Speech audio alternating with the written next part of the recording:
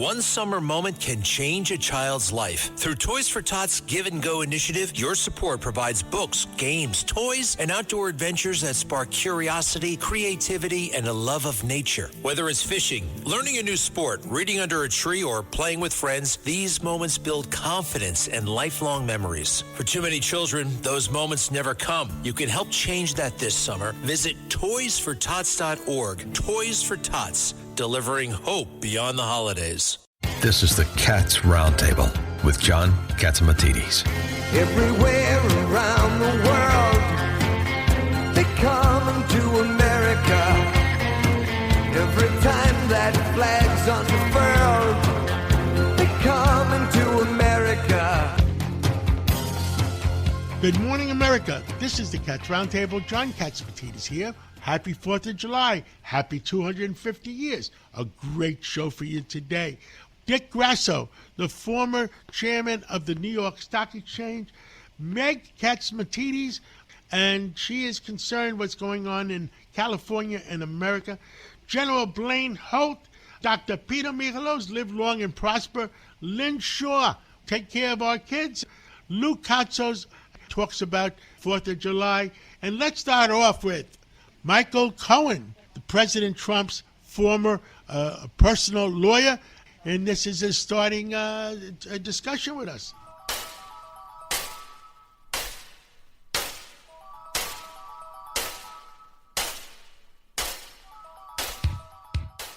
With us today is Michael D. Cohen. Michael D. Cohen was the personal attorney for President Trump for how many years? For almost a decade and a half.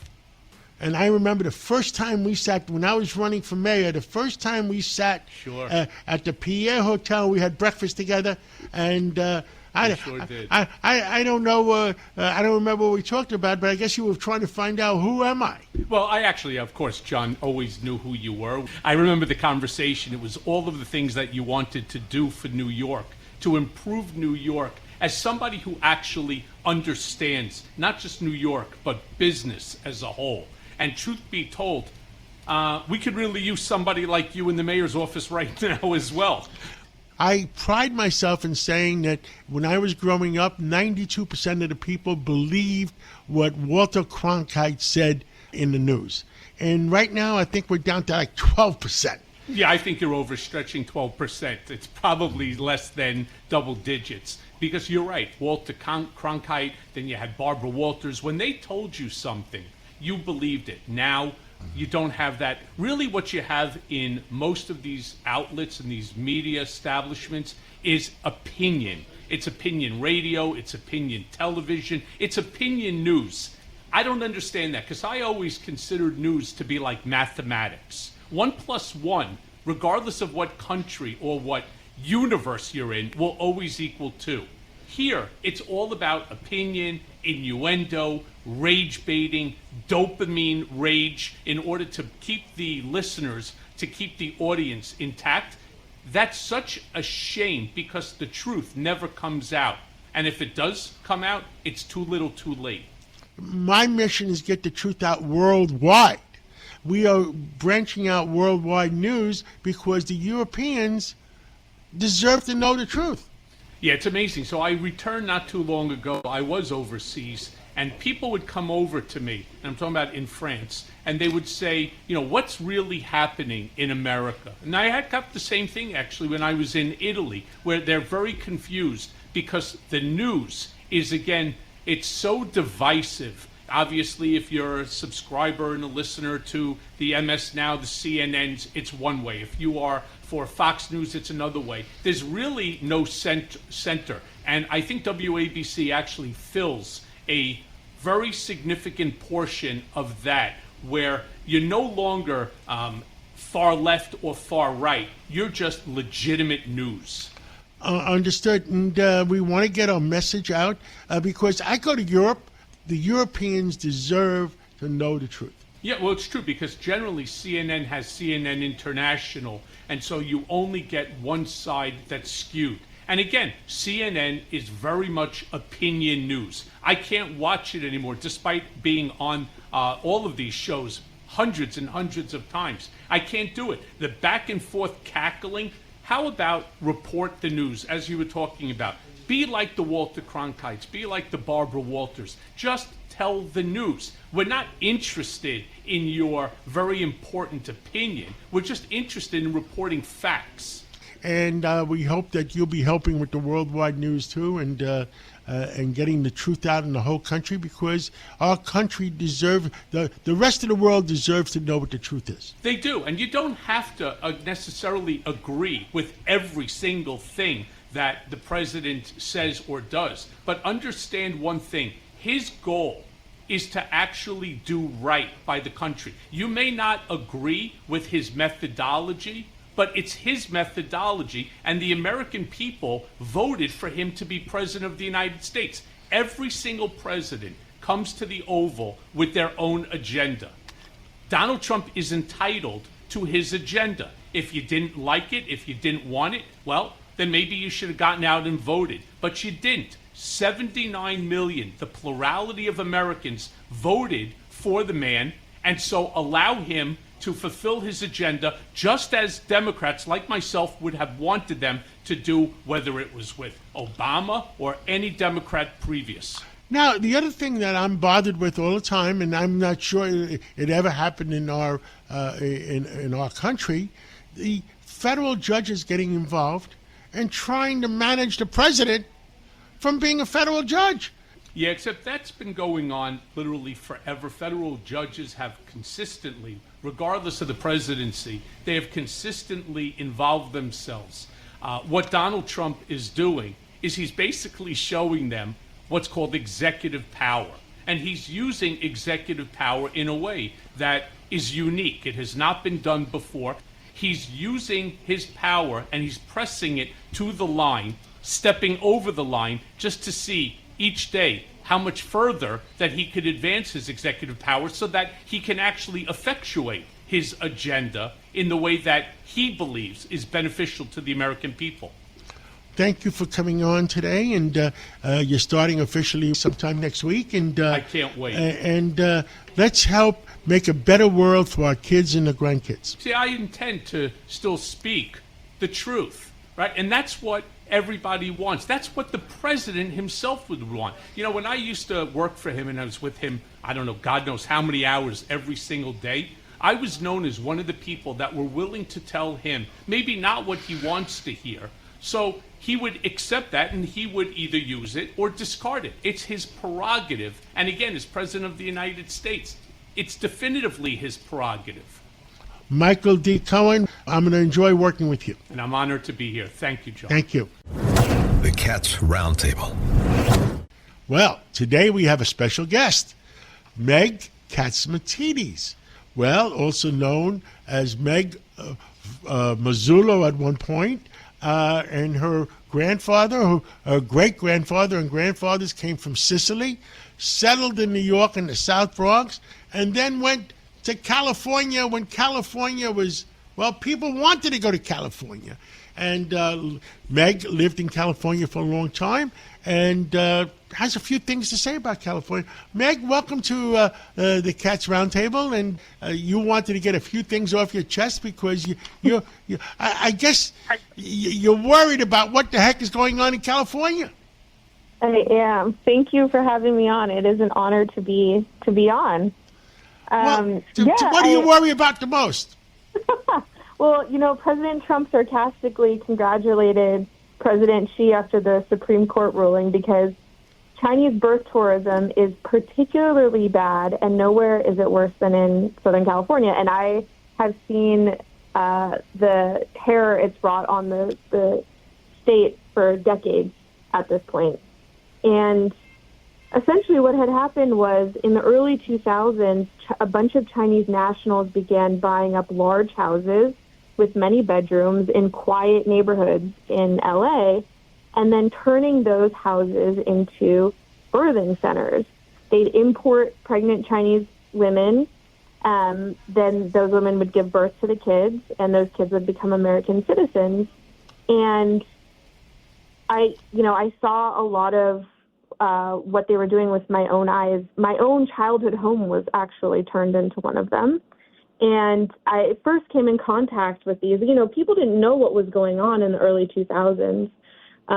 But what was happening, and I saw it with my own eyes, was, one of my best friends, they sold their house to one of these operators. And being kids, we went back to her house to see, what had happened to it. And I remember peering in through her front door, the glass, and there were about 40 cots in the living room of the house, all right next to each other. 40 women in the house that were pregnant? Yep, 40 cots, and we saw dozens of pregnant Chinese women. And we had no idea what was going on, but it became this open secret. And no one really said anything until things started going wrong. So one of the houses in my neighborhood, the operator, the man typically who was running the birthing house, violently murdered a couple of the women in the house. And there are cases where one of my friends sits on the board of a large hospital in LA, and they're having huge problems at the hospital because Chinese women will show up dying and bleeding out in cabs with babies dying or close to death, and the hospitals will have no idea how to handle this. And things like, it's crazy, some of the things that are happening, like hospitals will receive kids with defects, heart conditions, etc., and the kids will just be abandoned at the hospitals, and they'll have to turn them into child protective services. So it's not just a political issue, it's a life and death issue for some of these, truly innocent kids, but it's horrible what's happening in LA. And if it's happening in LA, I'm sure it's happening in other places. I'm sure. You're a smart lady. Give us your gut feeling. Is this part of the Chinese government's plan to have more American citizens that are loyal to China? I think absolutely, and they're doing it in a systemic way. There are houses, hundreds of these houses all over LA, and they've been doing this for decades. And the authorities know. They just don't know how to stop it. And the reason you wanted to do this interview is because following the Supreme Court ruling, you were outraged, and you just wanted to get it off your chest. And I know me and you talked about it. I do. I think it's really important. And, if you don't care about it politically, you should at least care about it for the safety of these innocent babies that are being born. As a mom myself, I can't imagine a worse thing for a baby to go through. For a baby to go through and for our country to go through, because what happens is those babies are American citizens, then they can bring all their relatives over when they're 18. Yep, exactly. So, the United States could face death by invasion. I know it's 20 years away, but you blink your eyes and 20 years goes by. Exactly. And they're doing this, like I said, they're doing it in a systematic way. I can't imagine thousands and thousands of these kids are being born this way. There are reports of surrogate rings where it's like 100 kids for one Chinese national guy that are being born in the U.S. And he'll just pay hundreds of surrogates to have his kids here. There are accounts like this. That is... the American people have to wake up. The Supreme Court has to wake up. And I never criticized the Supreme Court, but this one is important because we can't allow our country to get invaded by people that are not loyal to America. Yep, exactly. Anything else you want to say to the American people on the 4th of July weekend? 250 years. Stay hydrated. It's hot. Yeah, it's hot in New York. And thank you, Meg Katsimatidis, for disclosure purposes. You are married to my son, John Jr., and you have two beautiful grandsons, one John the third, and the second one, Andreas Angelo, named after my father and named after your grandfather, Angelo, who came from from the South Bronx to become one of the most successful business people in California. Thank you so much. I'll catch up with you later. Thanks for having me. Thank you. Thank you for listening to the Cats Roundtable. We'll be right back right after this break. Want to elevate your travel experience? Here's how. With a Delta SkyMiles Reserve American Express card, you can relax before your flight in the Delta Sky Club with up to 15 visits per medallion year. And now through July 15th, 2026, you can earn up to 125,000 bonus miles, so you're closer to your next adventure. The Delta SkyMiles Reserve card. Check out the new design at www.delta.com/Spotify. Minimum spending requirements and terms apply. Welcome back to the Cats Roundtable.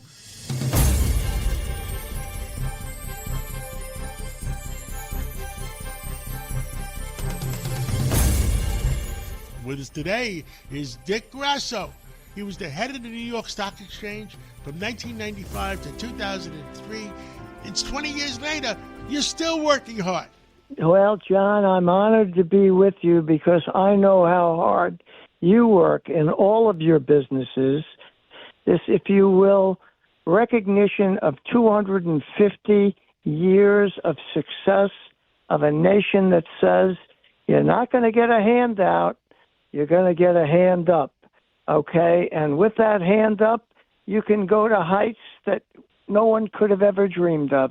And I certainly did, John, as a kid from the streets of Queens, okay, who dropped out of college, okay, got drafted, and when I got out of the Army, got a job on Wall Street at the New York Stock Exchange at $81 a week, and 35 and a half years later, as I left the exchange, earning slightly more than $81 a week as chairman and CEO, I still felt the same way I felt the day when I walked in.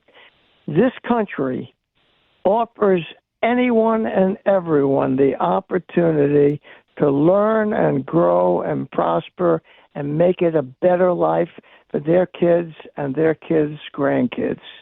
So I'm honored to be with you, John C. Happy to extol the virtues of capitalism because too many people are talking about socialism. I don't think labels are important. I think what's important, John, to the people that we're addressing today are the kitchen table issues, the cost of food, the cost of fuel, the cost of rent, the cost of medications, the cost of education.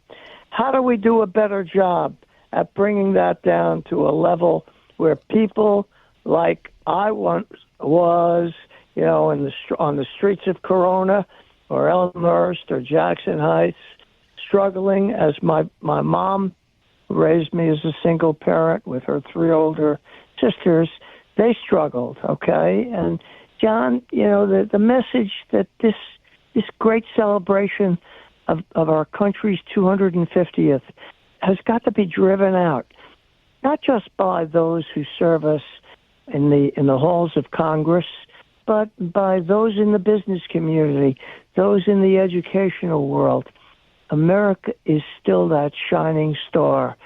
Doesn't matter where you start. What matters is where you finish.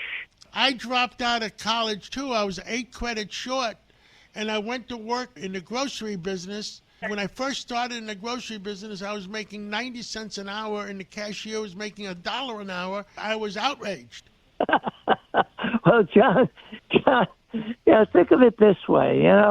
We don't have to go back all the way in time to when the two of us started. Just turn the clock back in America to the start of one of the great American success stories, the Home Depot, okay? And the three founders, all friends of mine, Bernie Marcus, Ken Langone, and Arthur Blank, what they were most proud of was not the fortunes they created for themselves or for their investors, but for the fact that when the depot was founded, they said everyone who comes to work for us as an associate is going to earn and be a part of this experiment. And as of a couple of years ago, John, the Home Depot had 15,000 either current or former employees who started in the parking lot collecting shopping carts, who today, or at that point, several years ago, were worth more than $1 million each in Home Depot stock because they shared the success. The founders shared the success with their employees. They understood it was their employees that made the depot successful. And that's been repeated in so many businesses. And as we're on the dawning edge of a new technology era, the era of AI, which is going to change everything, John, from financial services to, if you will, the pharmaceutical world, and certainly in the drug discovery world. What a great time it is for American renewal. We've got to get away from this nonsense that the only way you can survive is with government handouts. The government should provide immigrants, the immigrants that my grandfather came and your forefathers came to America, they worked 80 hours a week. They made a better life for their kids and grandkids. That was immigration.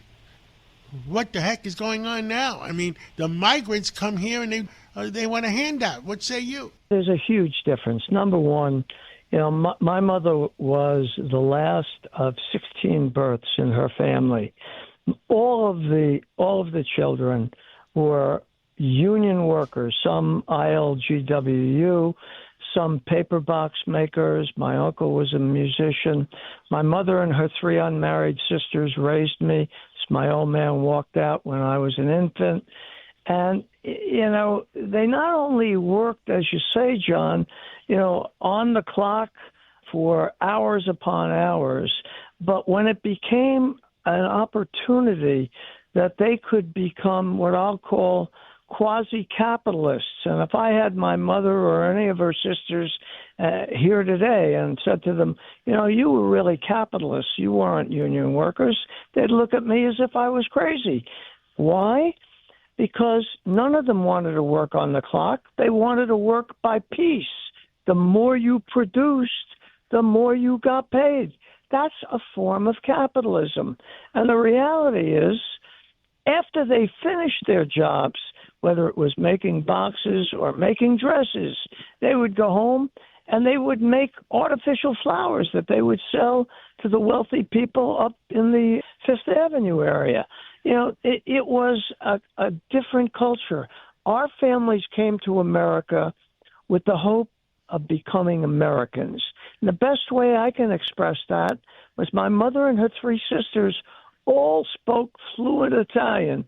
But if I walked into the room, they went immediately to English. Why? Because they wanted me to be an American. They wanted me to assimilate into the American culture. Now, today, that's a disadvantage to not have that second language. But in those years, in the late 40s, 50s, and early 60s, you wanted your kids to grow up as red-blooded Americans. And you worked like a demon, to make a better life for your kids with the hope that your kids would make a better life for their kids. You're right about no more Greek diners, no more Jewish delis, And the fact that those children, the people who owned those facilities, went on to become investment bankers and lawyers and accountants and teachers, that's terrific. But the ones that went on to some of the finest educational experiences and came out with degrees and advanced degrees in ancient comparative Greek literature became quickly aware of the fact that there was no employable skill attached to that. All right? And that's a failure of the educational system. It's also a failure to properly, look, John, you don't commercially channel a child at age 14, but you have to get serious that education is twofold. One, to broaden one's mind, and 2, to broaden the table offerings for your children and their children. And that's not happening today, John. We got to get back to basics in this country. And we got to start, in the greatest experiment of all, which is New York City. Okay? New York City is on an express track to Armageddon if they keep it up. All right? I think this mayor is starting to understand that there is something called the budget, okay? And there is something called taxation. And when you tax people to the point where they run away, you don't have the ability to fund the budget. The damage that will be done in these 3 to 4 years, okay, can be undone. Or we could have a metamorphosis. If he doesn't, he'll be a one-term mayor. Dick Grasso, let me tell you, in case you don't know, I met with him and I've been in contact with him. And even last week, he spoke at the Police Athletic League, and I said to him, off the mic and off the, I said to him, "You're on the brink of disaster, or you're on the brink of success," and he understood that. But let's see what happens, and and I just have hope that common sense will prevail. John, I join you in that, and I do believe you are spot on. If he wants a future beyond mayoral status, okay, whether that's in politics or somewhere else, okay, he cannot walk away from the city of New York left like Detroit was in the early 1970s. Remember when New York was flat broke in 1975 and the headline was Ford to New York dropped dead. Okay, the business community got together. Didn't matter if you were a Democrat or a Republican. They created MAC thanks to the brilliance of Felix Horton. Okay, thanks to, a great governor who, it didn't matter that he was a Democrat. He was a New Yorker. Okay? New York first, party second. Let's do the right thing for the people. We're out of time, but I want to continue this conversation, and me and you will continue this conversation. And thank you for everything you've done for New York and what you've done for our country. And we'll catch up again real soon. John, it's my honor to have been with you, and I look forward to being with you down the road. Thank you bless. so much. God bless. Be well. Bye-bye. Thank you for listening to the Cats Roundtable. We'll be right back right after this break. Welcome back to the Cats Roundtable. If you ever miss a segment or want to hear it again, go to WABCRadio.com, go to podcasts, go to minicast, and play back your favorite segment.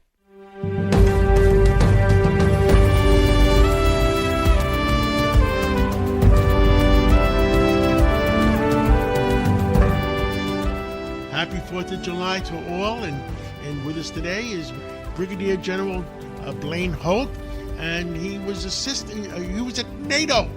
Well, Blaine Holt, 4th of July weekend, our analysis for the weekend of where the heck we are. There's a lot of misconceptions out there. We're in some sort of stasis or stalemate with the Iranians' negotiations, the on and off again nature of them wanting to talk. Nothing could be further from the truth. This is what President Trump is doing strategically.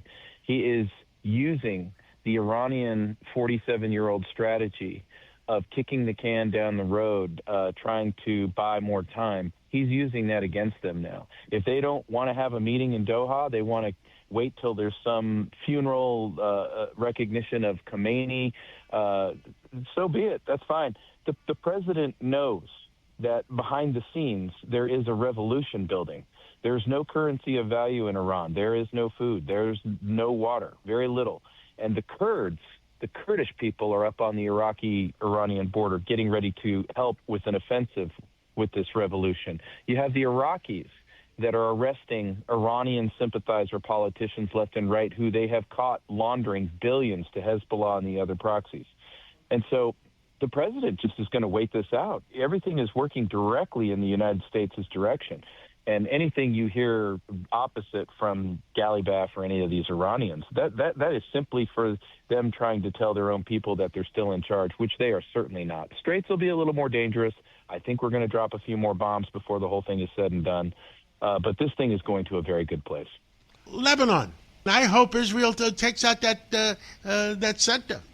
I think that's exactly what's going to happen. But the most important thing, which is, again, back to President Trump's Abraham Accord strategy, he's actually getting the Lebanese army, the real one, vetted. They're going to be working with the IDF to get rid of what's left of Hezbollah. And then, let's see, Lebanon gets a sovereign state without its cancerous parasitic tumor called Hezbollah, and Israel gets its security needs met, and now we're on our way to the Abraham Accords.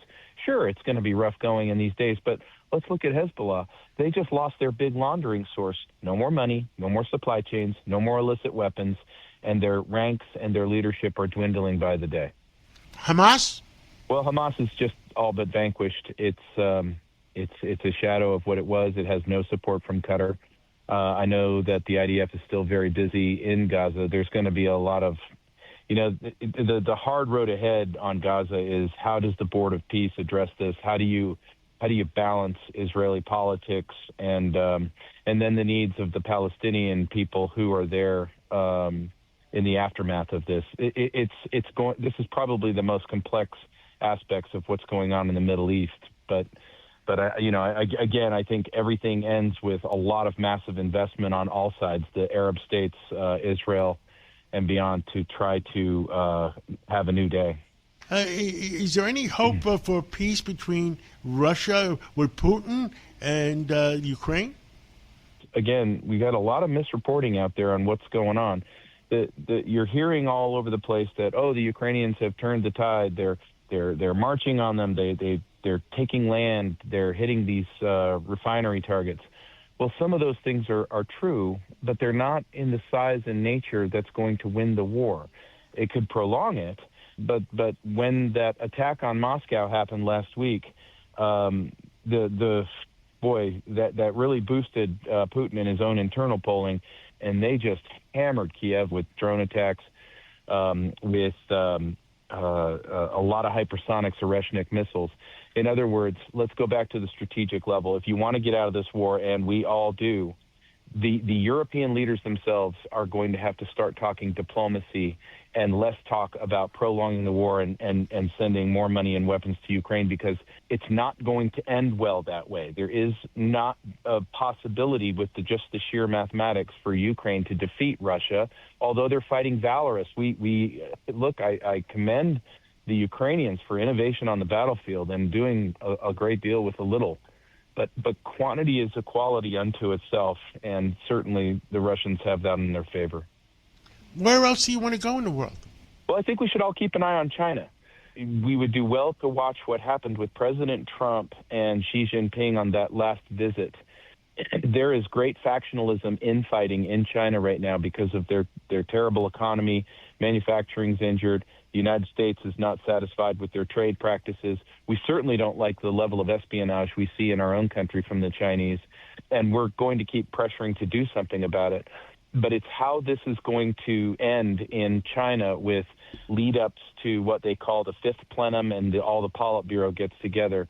I think we're due for some major structural changes in Chinese leadership, but that's going to give President Trump opportunities. I think we should stop beating the war drums and thinking that any second now China is going to go after Taiwan. That nothing could be further from the truth.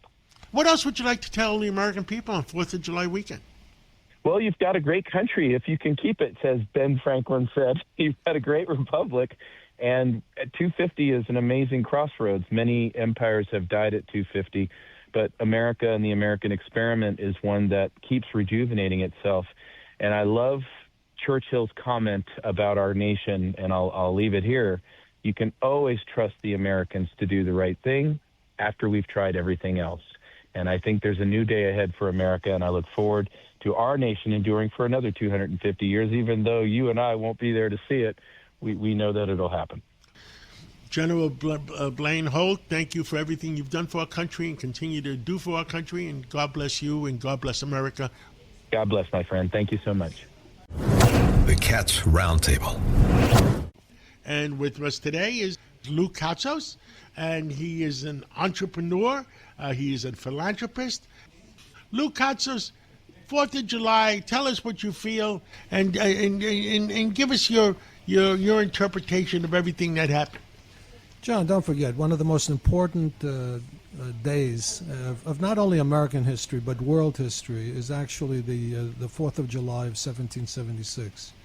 It was a nation or of people who were tired of taxation and who decided to become free from one of the largest, actually the largest empire of that particular time period. It was an amazing thing that they decided to do. And obviously, when we talk about American history and Greek history, we have to understand that philosophically, some of the issues that related to the American Revolution and the concepts of democracy came, in fact, from ancient Greece. So that becomes extremely important. And for us, for myself, who was an immigrant, actually, and you also, John, who are an immigrant, we love this nation. This nation is something that is a part of us. Its ideals, its constitution, certainly the Declaration of Independence that we talk about now in this particular weekend was something to us of extreme importance and something that affected all the world. It affected the French Revolution and, in fact, affected the Greek Revolution itself, as you said, within 50 years after the American Revolution in 1821. Tell people so they understand how the Greek Revolution reflected on the American Revolution and how, again, it affected the Civil War. I mean, you have told me that story before. Yeah, no, we've discussed this.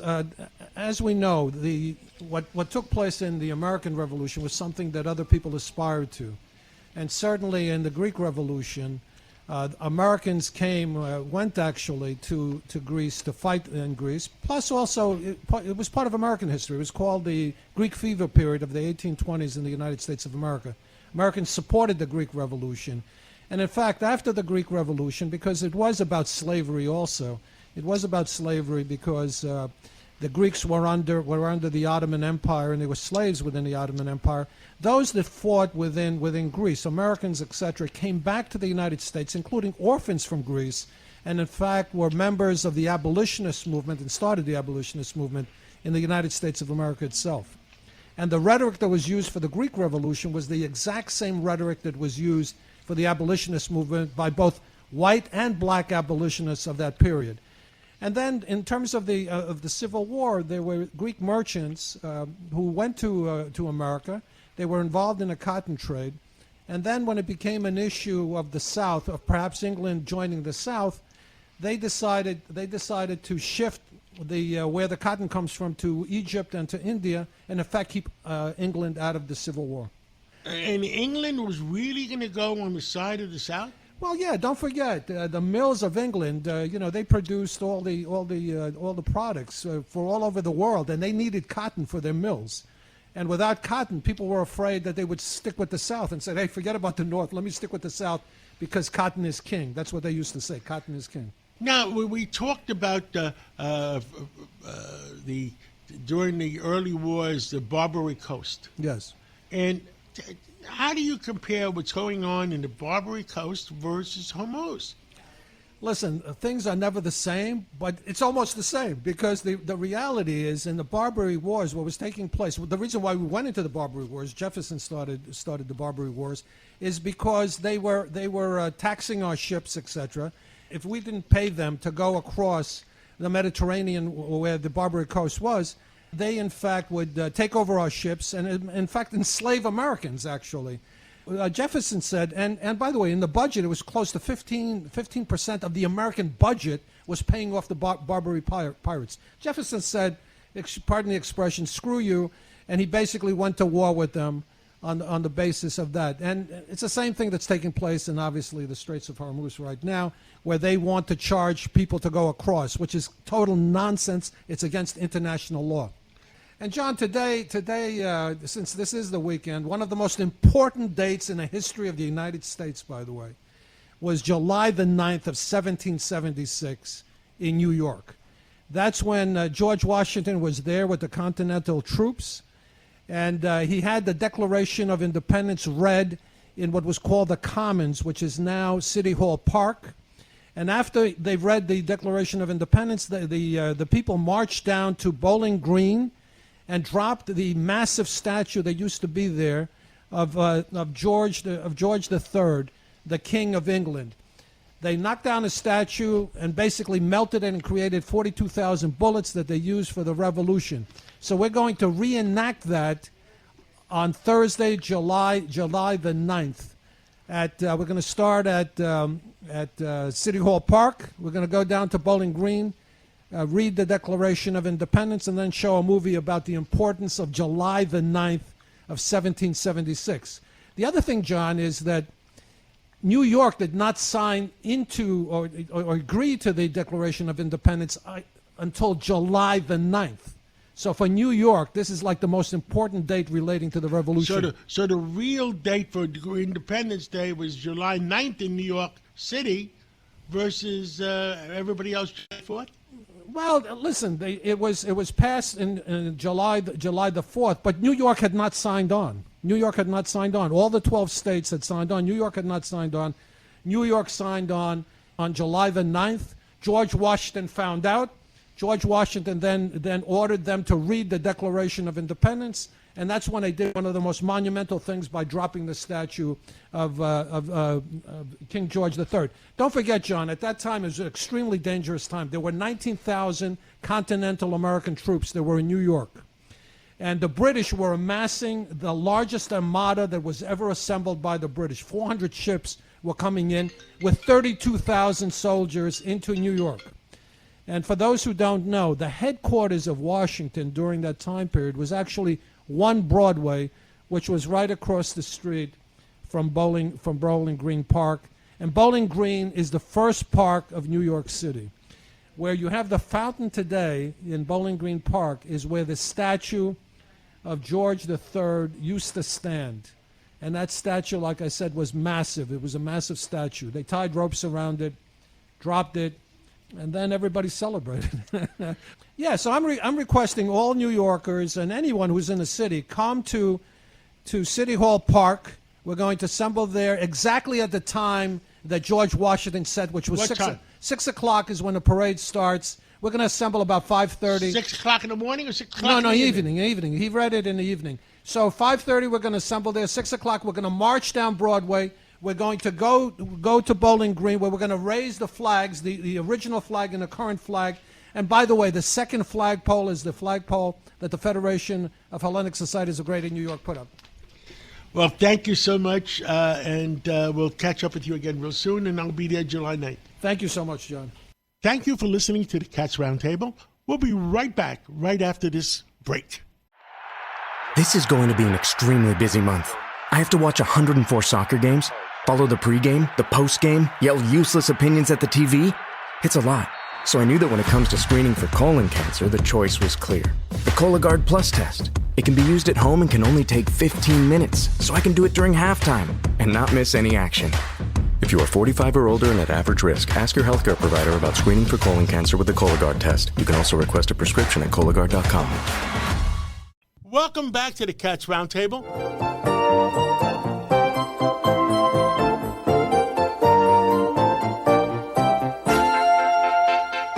Fourth of July weekend. Live long and prosper. Well, Dr. Peter Michalos is with us, and he wants us to live long, and he wants us to live long beyond this weekend where it's going to be 100 degrees. Dr. Peter, what do you have to say on 4th of July weekend? Well, today, John, we're going to talk about a very important topic, and that is heat stroke and the importance of hydration in human health and longevity. And the medical world is called hyperthermia from the Greek, which means a lot of heat, from hyper and thermia. And as humans, we really need hydration, not only for, keeps our skin looking better, but it's very important for removing toxins. And the toxins that get removed through our kidney require a lot of water to be pushed through. And also our bowels wouldn't function to move the good food and the good nutrients through, but also drinking water helps move along our bowels so that we can also get rid of the bad bacteria and the bad toxins. And it's extremely important that those liquids also contain a mixture of some different chemicals that are required, called electrolytes, like magnesium, sodium, and potassium, which we need for life. And our whole system of making energy requires water for the mitochondria, which are the powerhouses of the cells. And if they don't have water, they don't function right. So what is heat stroke? Heat stroke happens when our body temperature gets to about 104 degrees. And when it's humid outside, it makes it even worse because it's harder to sweat. And heat stroke is basically a medical emergency. And when we said the core temperature goes to 104, and your brain is actually starting to heat up and like basically fry, and you can't think straight, you get confused, you get tired, weak, dizzy, you can get pale, clammy, crampy, and you get fast, shallow breathing, and your heart rate starts going up, and your skin starts turning red because your blood vessels are dilating like a radiator trying to dissipate heat. So and a lot of times police officers see people about to have heat stroke, and they think that they're drunk or they're having a drug overdose, but it's really that the brain goes into like shutdown mode. That's why you could pass out and go into coma, because your body's trying to shut down, don't use any more energy, and you need to try to cool people down. Ways to avoid heat stroke, of course, we talked about the importance of drinking water and hydration. And I tell people in the morning, try to front load your fluids even before you go out. Try to take down a whole 32-ounce bottle of water by the time it's noon, before you go into the heat. Wearing light clothing is best, like white shirts, white or lighter pants, because when you wear dark colors on the hot days, it's like a solar panel, just like in Greece on the rooftops. In the old days, they used to heat the hot water by putting a big barrel painted black, and that's how they got hot water. And the same thing with clothes. You want to wear light clothes and a light hat, preferably a wide brim hat, to create a shadow on your head and neck and your face. And of course, wearing loose clothing and natural fibers like cotton is much better than other types of artificial fibers, which tend to hold in the heat and act more like a barrier that holds in the heat. So you want to avoid exercise, definitely avoid alcohol, because it's a diuretic in the heat. Dr. Peter, I went to the baseball game last weekend, and at the Ferry Hawks in Staten Island, and it was hot, and I was out there for 3-4 hours. When I got home, I felt I drank a whole almost like 30 ounces of water, and I was really knocked out. No, absolutely. And one of the things that you can do, and what I do when I travel to, and it's going to be hot, they have non-sugar powders that have all the electrolytes, like the magnesium, the potassium, and the sodium that you need. Like even Amazon has its own brand, Ultima Liquid IV, those things, little packets, you just throw it in the water, because it's not just water. You lose electrolytes when you sweat. And 1,400 people died in Europe during this recent past heat wave. So one of the things to do is, when you see someone and you get them indoors to a cool place, you take a wet towel, you put it around their neck. You can put even ice packs and stuff under the armpit, because your core temperature, you want to bring it down. And even if you take a wet towel or a wet sheet and just put it on their body. But if they pass out, then you make sure that you put them on their side, because if you throw up and you're on your side, you're less likely to aspirate. And sometimes people have to go to the emergency room and get intravenous IV fluids to get caught up with the loss of fluid and the loss of volume, because when you don't have fluid in your body, even your kidneys start to try to shut down. So very important for hydration, for longevity, and staying in the shade. And that's why God created these beautiful trees, and mankind has been hiding in trees, and also underground. If the air conditioners go out in the city, the best place to go is to go into the basement of your building, because below ground it basically is constant around 55 degrees, and that's why our ancient ancestors would go into caves, because caves were part of the earth, and the earth maintains a year-round 55 degrees. Either that, or make sure you have plenty of gas in your automobile, your car, and your car air conditioner is working. Yeah, absolutely. A lot of people do that during blackouts. They go into the car, they turn on the air conditioner, and they also charge up their telephones during blackouts. So these are just some of the important tips to stay healthy, and try not to eat super heavy meals during the heat, because then your body is focused on digestion, and you get more tired and you lose energy. And keep listening for more health tips on staying healthy, alive, and hydrated. Well, thank you, Dr. Peter Michalos. Enjoy the rest of the weekend and with family and friends, and we'll talk to you again real soon. Thanks for always getting the truth out, and happy 250th anniversary of the United States, and God bless America. The Cats Roundtable.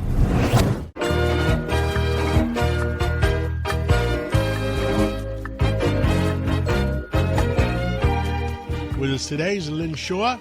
And Lynn, we specialize in helping our children and making sure our children are safe. What do you have to say on 4th of July weekend and the 250th year of our country?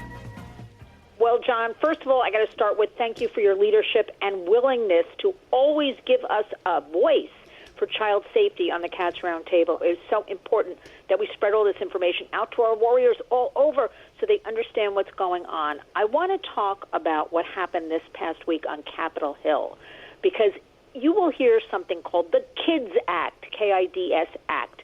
On the surface, the title sounds wonderful, and this passed out of the House, right, this piece of legislation. Who could possibly oppose to something called the KIDS Act?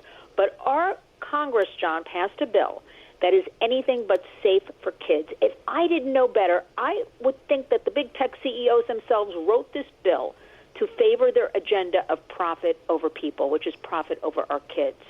So a lot of families have come forward, John, child safety advocates like the Warriors organizations. We have very serious concerns that while this legislation represents progress in the right direction, we're talking about child safety online, it removes some of the most important protections families have been fighting for, including the Warriors. We are into almost our 5th year working on the Kids Online Safety Act, Senate version 1748, and I say that because they're throwing around KIDS Act and confusing everybody like this is the same bill.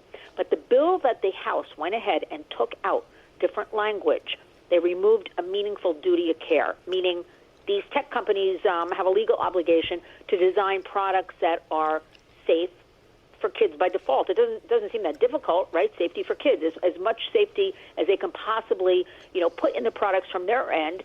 Seems very fundamental, something like that. But you cannot build products that predictably, we know already harm kids, and then hand them out to the public, hand them to parents, hand them to everybody, and just say, figure it out.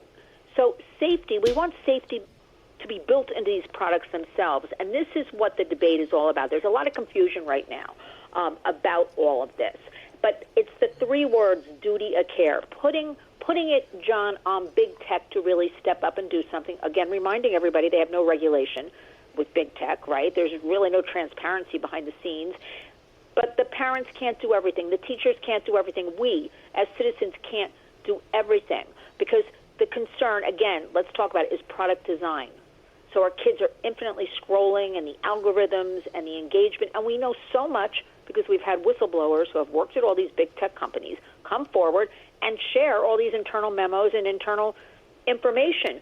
So what we want to do right now, we've got this bill, John, it's gone back to the Senate, okay? Now the Senate, this is where we're very hopeful.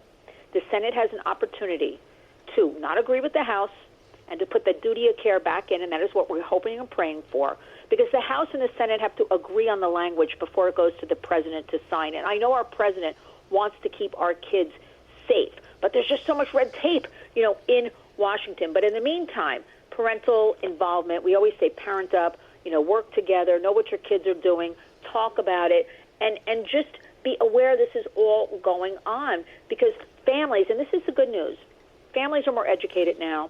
They're concerned. We talk about social media, but we also mean the gaming platforms and the messaging applications, AI, we're always talking about, these algorithms.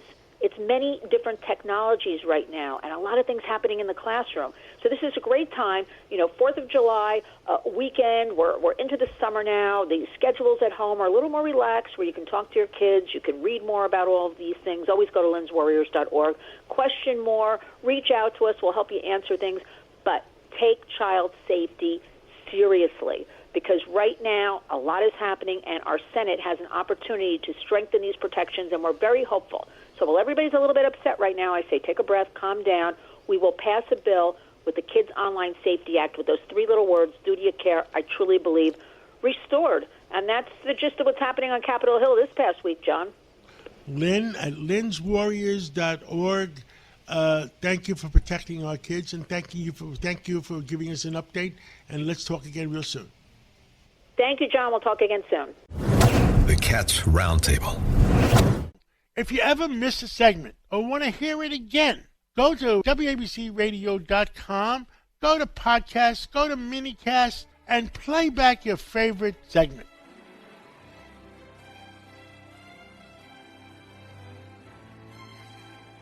Thank you for listening to the Cats Roundtable every Sunday morning. We'll bring you the latest in what's happening in our community, our country, and the world. Enjoy the rest of your weekend. Have a nice Sunday.